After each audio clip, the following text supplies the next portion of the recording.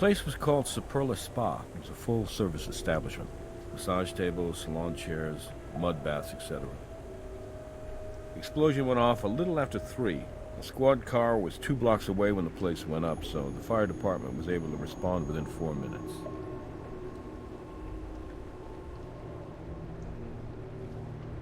Not that it helped.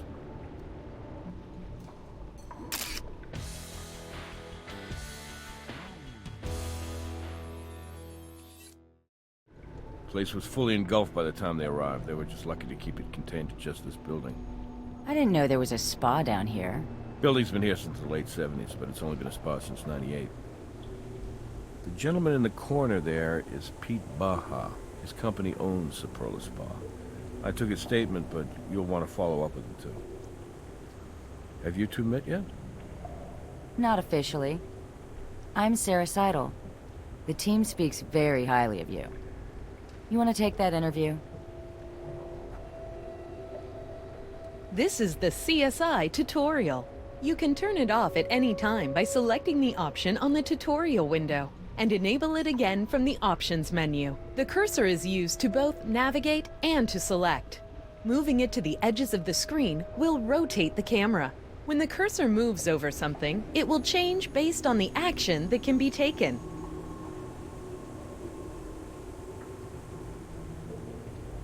An arrow means that you can change your viewpoint. Your thoroughness score has increased. You can get a higher thoroughness score by navigating to viewpoints in a location that you have not visited before.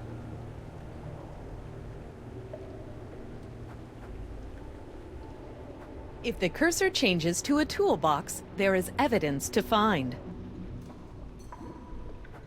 One mud bath contains a lot more mud than the others. It might just be the way they do it. But the one next to it is filled only up to the line on the side of the tub. That mud is baked solid.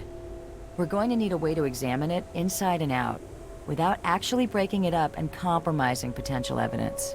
You know, the other day, Catherine was telling me that we have access to an industrial ultrasound device. It sounds perfect for this problem. I'll give her a call. Your objective is changed for the first time.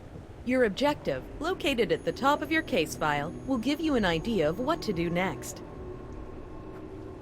The PDA allows you to examine evidence, look over case notes, move to new locations, and change game options. The Options menu allows you to change system and gameplay parameters.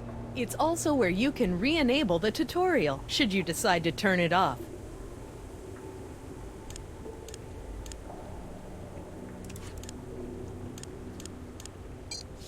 The case file contains a record of all important information discovered during your investigation. It also allows you to play back cinematic sequences and access the hint emails sent to you by your supervisor.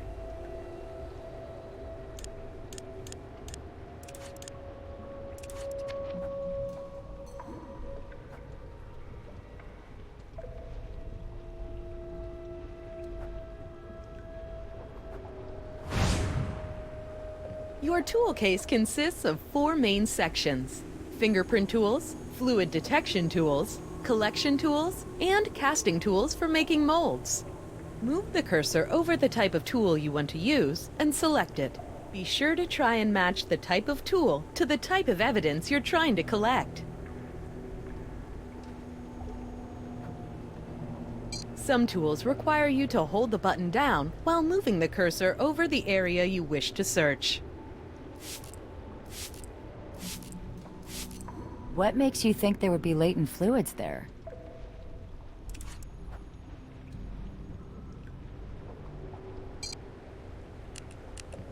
We should take samples of soot from all around this place to see if we can find traces of an accelerant.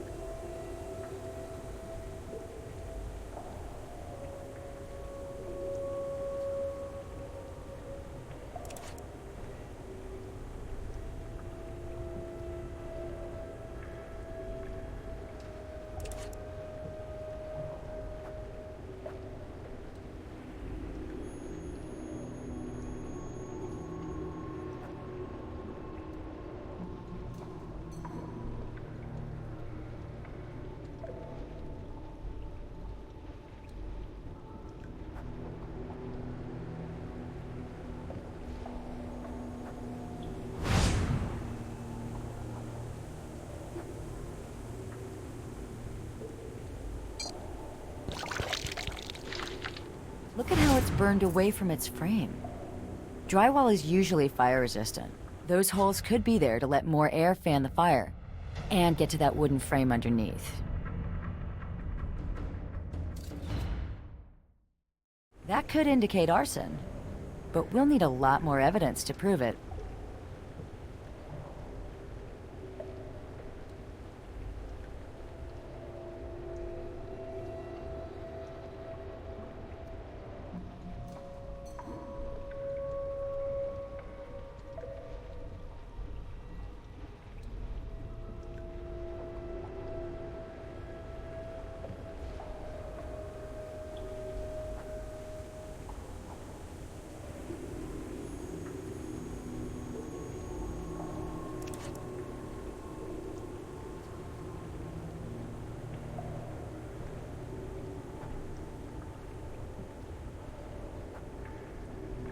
A speech bubble will appear over the people with whom you can talk.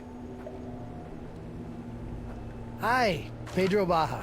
Baja, like Baja California. But call me Pete. Everyone does. Well, almost everyone. You in charge of this place, Pete? I'm the CEO of Miel LLC. It's less impressive than it sounds. It's basically a holding company for a few mom-and-pop style businesses that were worth rescuing when the original owners wanted out. The company owns Super La Spa. What's left of it.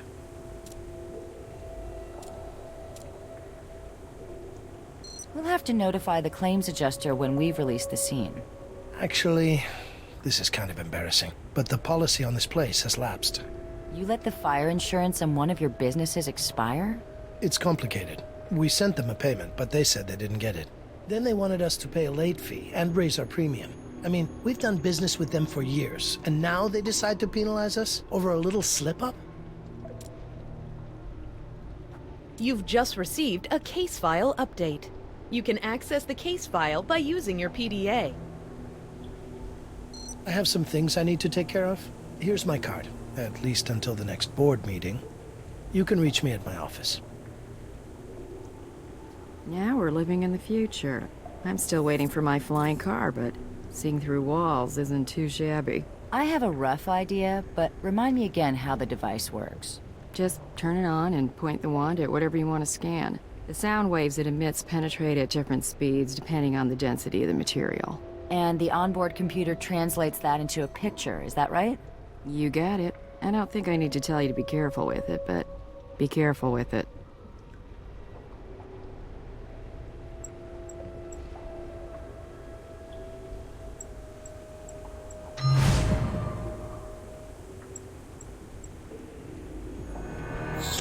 Does that look like a human body to you?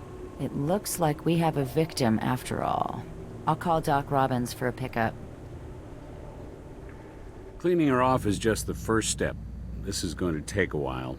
I'll give you a call when I have something for you. Let's head back to the crime scene. See what else we can turn up. The left stick always moves the cursor. The right stick always moves the camera. Use both sticks at once to navigate an environment.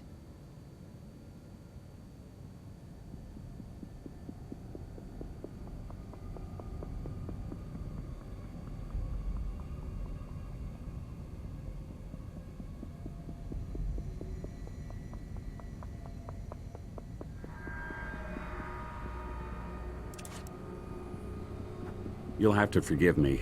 Baking the victim in mud and then exhuming her aren't exactly the ingredients for the most efficient autopsy. I'll give you a call when I have something for you.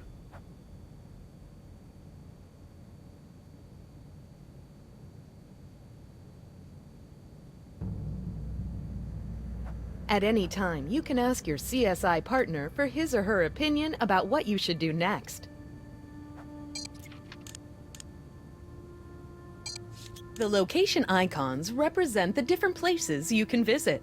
New locations will open over the course of your investigation.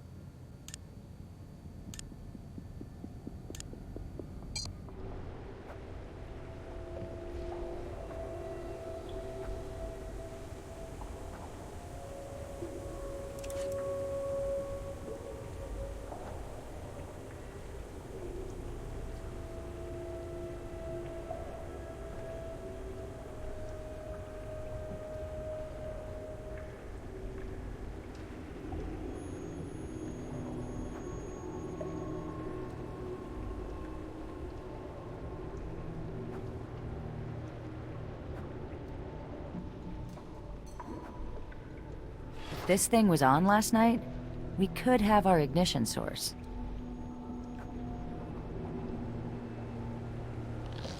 It's hard to tell what this was. Not much left of it. Judging from the charring in the inside of the oven, it was in there for long enough to catch fire. It's almost like a timed fuse. So far, that's 2 things that point to arson. We'll need more evidence to be sure.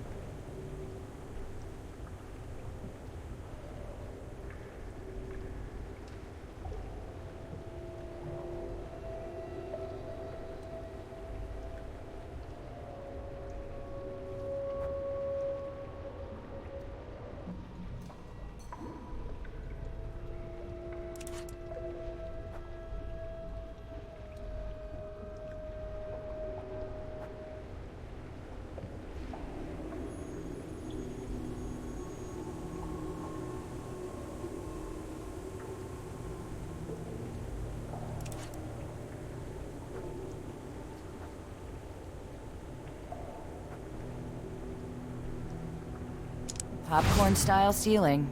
Hold your breath while you're taking that sample. If it's as old as it looks, it's probably got asbestos in it.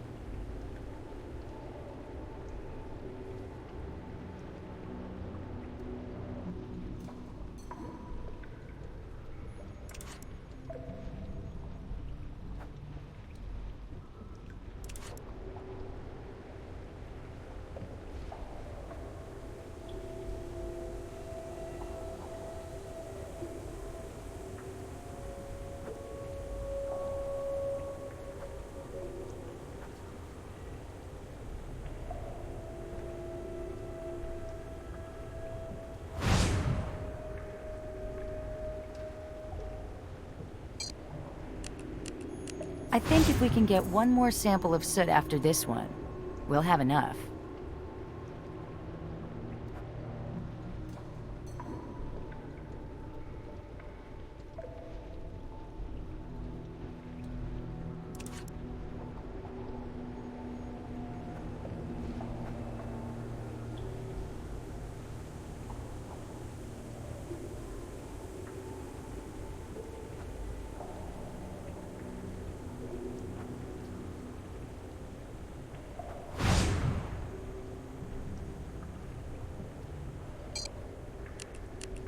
We've gathered soot from all over this place.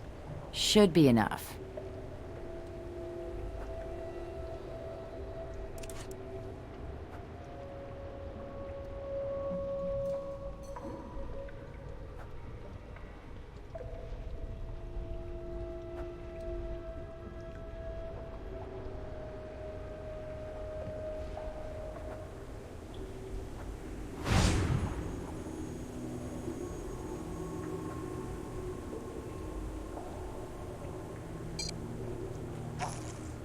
Look at the crimping along the edges of the split gas line.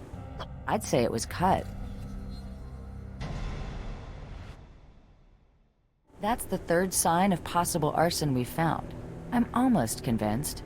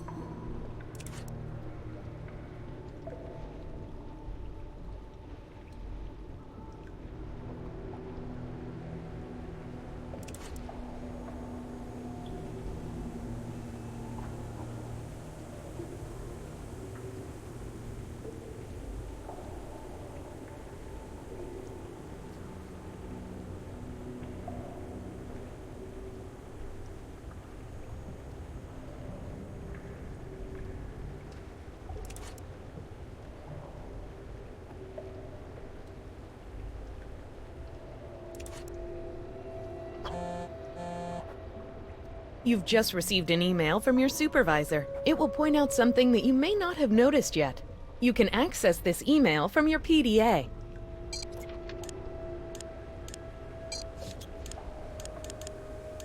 The email section contains communication from your supervisor to help you solve the case. When the information in the email no longer applies, the text will become gray.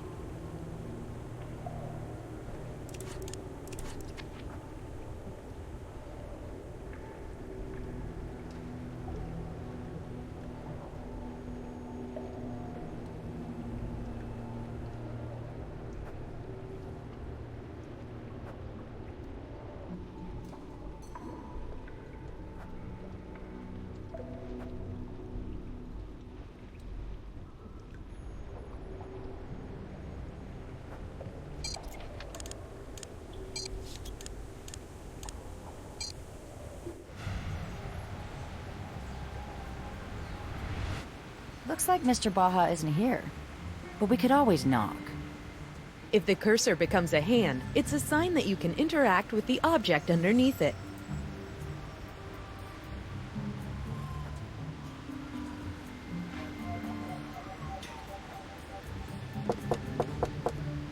No answer.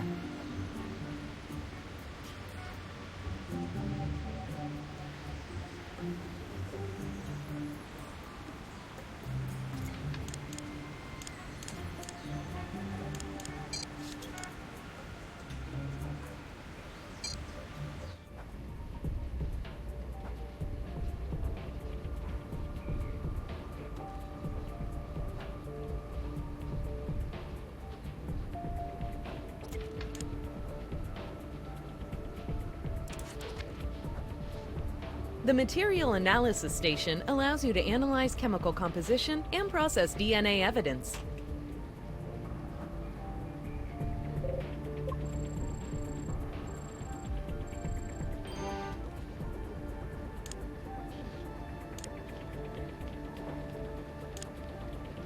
The Chemical Analyzer lets you identify the chemical composition of certain evidence. Select a piece of evidence using the Evidence button to begin. You've added a sample to the Chemical Analyzer. You can attempt to match the sample to another sample you've already collected, or you can attempt to search for a match. Use the Evidence button to select something you've already collected, or the Search button to search the database. The results of your search are in the column on the right. Notice how the original sample is made up of thin and thick lines on a spectrum. Selecting a search result will add its lines to the spectrum on the bottom. Selecting it again will remove its lines. Your goal is to combine the search results on the right until the spectrum on the bottom matches the spectrum on the top. You will need to select more than one search result at a time in order to make a match. To gain a high skill score, correctly choose the appropriate search results without removing any.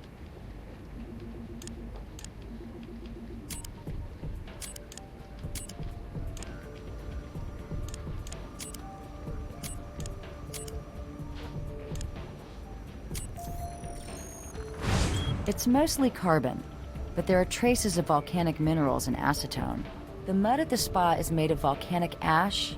The acetone is an anomaly. Acetone is sometimes used as an accelerant. We should test the rest of the soot we've collected.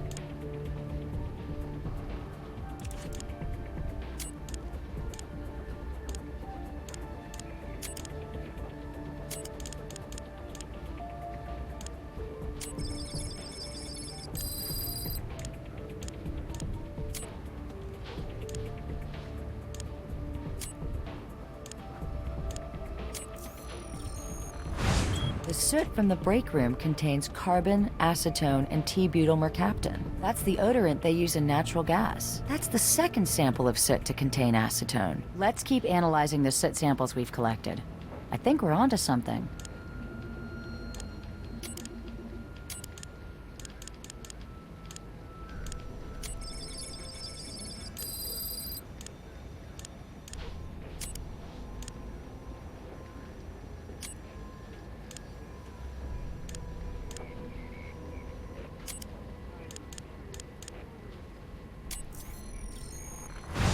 Lots of carbon, some acetone, and trace amounts of T-butyl mercaptan. We have acetone, a known accelerant, in samples of soot taken from every room in the spa. We've got a gas leak that looks to be the result of tampering. The drywall here's been ventilated to get around its natural fireproofing. And then there's this acetone residue over every inch of the place. Throw a muffin in the toaster oven at 450 degrees. Then just leave it in there without setting the timer. Sounds like a recipe for arson. Hey there, it's Dr. Robbins. Just wanted to let you know I've completed the autopsy on your burn victim.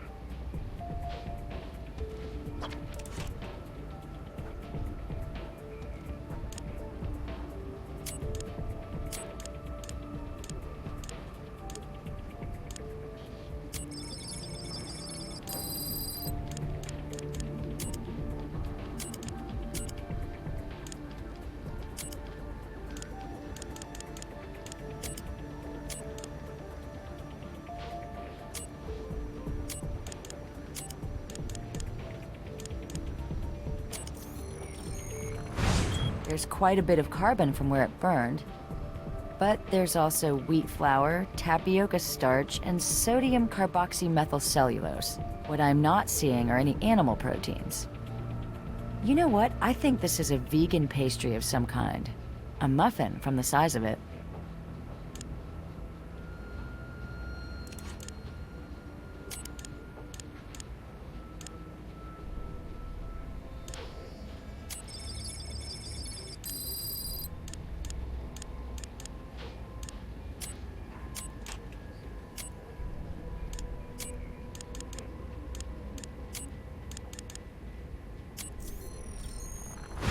It's primarily calcium sulfate and asbestos. That explains why the ceiling didn't burn.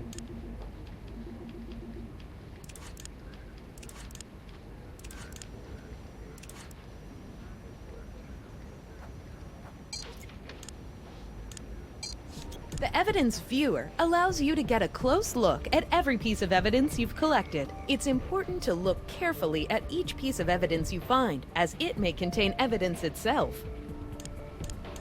You can rotate around the evidence by selecting any part of it and moving the cursor in the direction you want it to turn.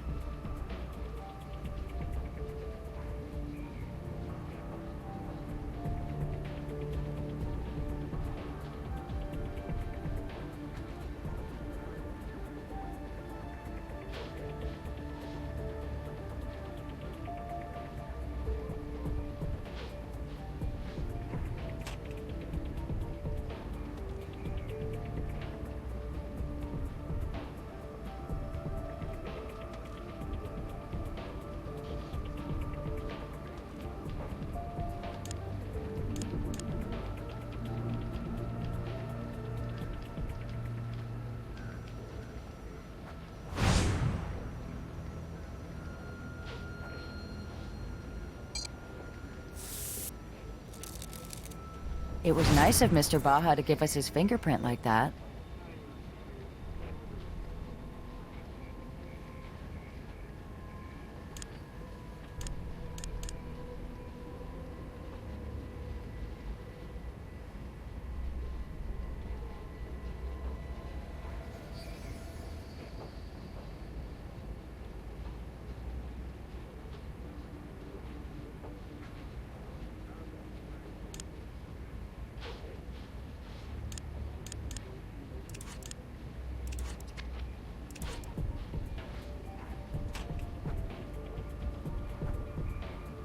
The Data Analysis Station allows you to analyze fingerprints, search for medical records or research, and process computer evidence.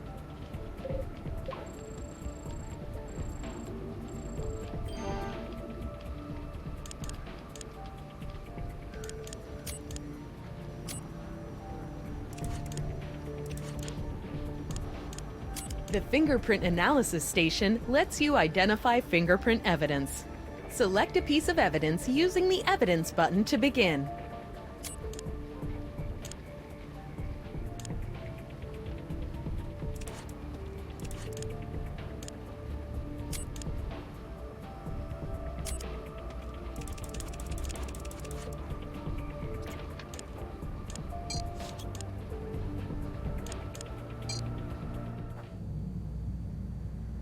Hey, Doc. We got your call.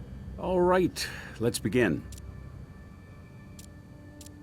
Well, her bikini probably left no room for imagination, nor an ID, but I did collect her fingerprints and DNA for you. Take a look at the third-degree burns on your victim's hands and face. You can probably tell that they were above the surface of the mud during the initial explosion and subsequent fire. In addition to the burns to her skin, she suffered thermal injury to her upper airway. She inhaled a substantial amount of smoke and hot gases from the fire. Carboxyhemoglobin levels in her blood exceeded 73%. Cause of death was suffocation due to carbon monoxide poisoning. In a fire that intense, carbon monoxide levels would spike rapidly. She probably fell unconscious pretty quick. Most likely, she slipped under the mud after losing consciousness. Time of death is going to be difficult to determine. Even without the fire, the initial temperature of the mud bath complicates my ability to offer an accurate estimate. I was able to extract samples of the vitreous humor from both eyes. Potassium accumulation in the tissue indicates time of death between 3 and 4 a.m. That's consistent with when the fire started. Not exactly, but take a look at this bruising on her arm. Does that look like a handprint to you? Yeah. Looks like someone grabbed her pretty hard. From the coloration of the bruising, I'd say it occurred at least 6 to 12 hours prior to death. I certainly find no indication she was lying in that mud over a prolonged period of time. We need to get a photo of those bruises. My camera's memory card is full. You mind documenting this one? I'll wait.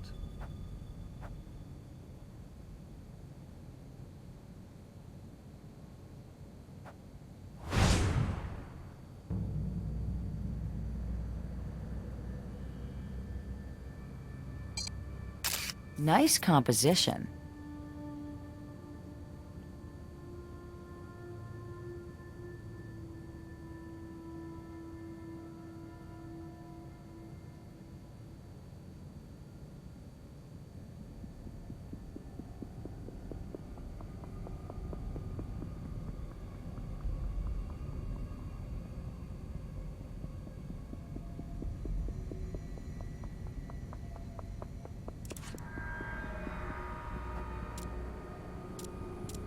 Maybe.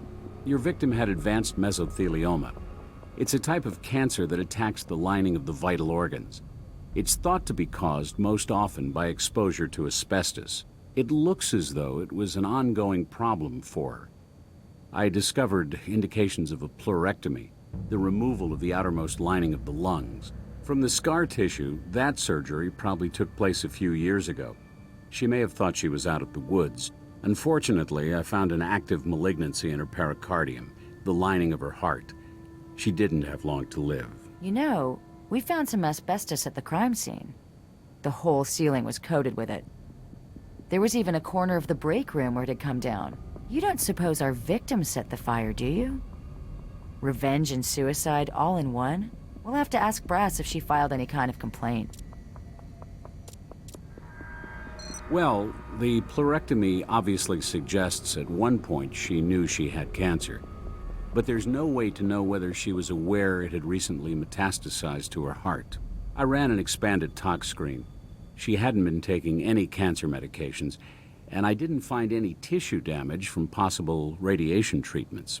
I did, however, find evidence of a persistent, dare I say, habitual use of cannabis. You know, a Harvard Medical School study concluded that one of the active chemicals in marijuana, THC, may in fact inhibit the growth of certain tumor classifications, even though it says right there in the press release that the growth of some other tumors might actually be accelerated by THC. A man hears what he wants to hear and disregards the rest, right? So now the idea that weed cures cancer is spreading far and wide.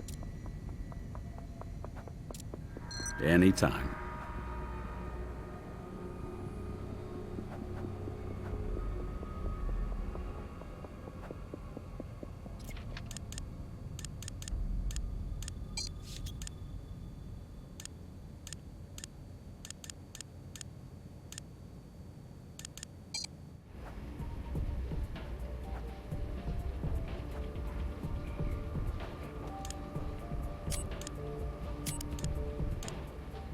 Our victim's not an aphis.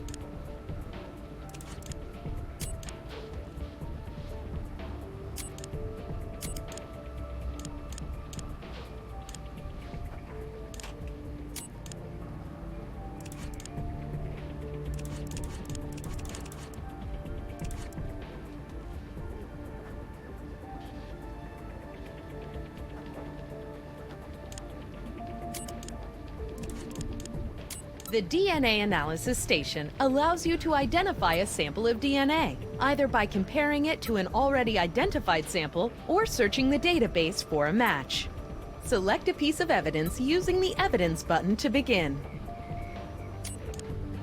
You've added a sample of DNA to the analyzer. You can attempt to match the sample to another sample you've already collected, or you can attempt to search for a match. Use the Evidence button to select something you've already collected, or the Search button to search the database. She's not in CODIS. Our Jane Doe doesn't seem to be in the system. Maybe Pete Baja knows her.